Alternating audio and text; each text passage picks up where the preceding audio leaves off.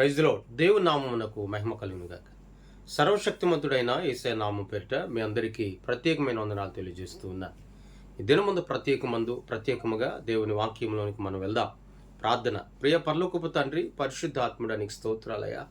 ఆది సంబుద్ధుడానికి వందనాలు. ఈ దినమందు ప్రత్యేకముగా నీ వాక్కు ద్వారా దర్శింపబడగలిగే కృపను మాకు దయచే. తోడై ఉండండి, నడిపించమని యేసయ్య నామమును అడుగుచున్నాము తండ్రి. ఆమె. దేవుని వాక్యంలోనికి మనము వెళ్దాం. ఇర్మీయా గ్రంథం 4వ అధ్యాయం 2వ వచనాన్ని మనం చదువుకుందాం. జనములు ఆయన యందు తమకు ఆశీర్వాదము కలుగుననుకొందురు, ఆయన యందే అతిశయపడుతురు. ఈ దినమందు పరిపూర్ణమైనటువంటి దేవుని ఆశీర్వాదాన్ని పొందుకోవాలి అని ప్రతి ఒక్కరికి ఒక తలంపు, తపన అనేది ఉంటుంది.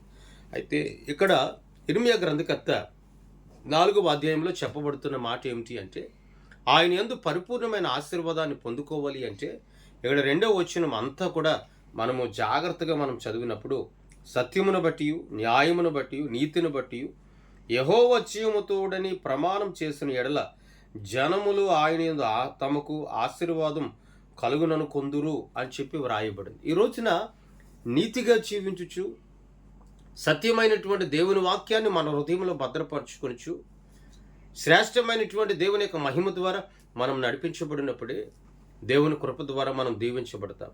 సత్యము కానీ, నీతి కానీ, శ్రేష్టమైనటువంటి దేవుని మాటలు మన జీవితంలో లేనప్పుడు, న్యాయము మన జీవితంలో లేనప్పుడు, న్యాయపరమైనటువంటి దేవుని వాక్యం మన బ్రతుకులో లేనప్పుడు, దేవుని యొక్క వాక్యము ద్వారా, ఈ లోక సంబంధము ద్వారా మనం దేవుని ఆశీర్వాదాన్ని మనం పొందుకోలేం. ఆశీర్వాదం అనేది మానవుని జీవితంలో ఒక భాగం.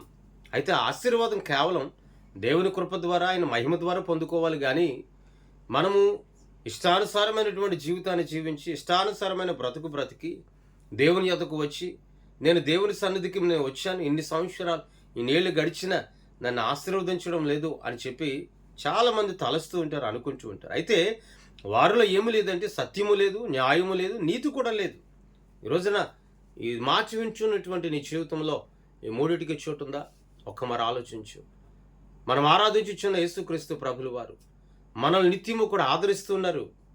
మన నిత్యము కూడా ఆయన ఆశీర్వదిస్తున్నాడు, మనం బలపరుస్తూ ఉన్నాడు. ఆశీర్వాదము అనేది ఆశీర్వాదం కొరకు అయితే మనం దేవుని మందిరానికి మనం వెళ్ళి దేవుని ఆరాధిస్తే ఆశీర్వాదం వచ్చేదండి.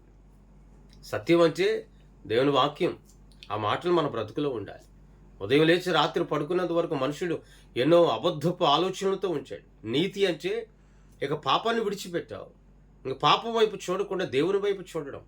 న్యాయము అంటే ఒక మనిషికి అన్యాయం చేయడం కాదు, అన్యాయం కలిగినటువంటి మనిషిని న్యాయమైన మార్గంలో నడిపించడం. అందుకే యోబు గారు లోక సంబంధమైన చెడుతనాన్ని అంతటిని విడిచిపెట్టాడు. న్యాయముగా ఆయన ప్రవర్తించుచు న్యాయమును కనపరచుచున్న దేవుని ప్రేమించాడు అతడు. అందుకనే అతడు నూరంతలుగా రెట్టింపు ఆశీర్వాదాన్ని దేవుడు అతనికి దయచేశాడు. ప్రియ దేవుని బిడ్డ, ఈ రోజున నేను దేవుని మందిరానికి వస్తున్నాను, దేవుని స్తుతిస్తున్నాను, నన్ను ఆస్వాదించడమే, నా దేవుడు నన్ను ఎందుకు ఆస్వాదించడం లేదనే తలంపు నీలో ఉండవచ్చు. నీవు ఆశీర్వాదం పొందలేకపోతున్నావు అంటే ఇంకా నీలో లోచుబట్లు ఉన్నాయి, నీలో కలతలు ఉన్నాయి, కలవరాలు ఉన్నాయి, దుఃఖాలు ఉన్నాయి. వాటన్నిటి నుండి వదిలి నువ్వు దేవుని వైపు నువ్వు తిరిగినప్పుడు, దేవుని వైపు త్రెప్పబడినప్పుడు, దేవుడే నిత్యాశ్రయమునకు దుర్గమై ఉన్నటువంటి దేవుడే నిశ్చయముగా నిన్ను ఆశీర్వదిస్తాడు. ఆశీర్వాదం కడవరకు నీ జీవితంలో, నీ కుటుంబంలో నిలిచి ఉండునుగాక. ప్రార్థన. ప్రియ పరలోకపు తండ్రి, నీకు స్తోత్రాలయ్యా. ఈ దినమందు ప్రత్యేకముగా నీ మాటల ద్వారా మేము దర్శింపబడే కృపను మాకు దయచేస్తున్నందుకు స్తోత్రాలు. తోడై ఉండండి, నడిపించండి. యేసయ్య నామమును అడుగుచున్నాం తండ్రి. ఆమె. దేవుడు మిమ్మల్ని దీవించి ఆశీర్వదించునుగాక. ఆమె. మీ అందరికీ వందనాలు తెలియజేస్తున్నాను.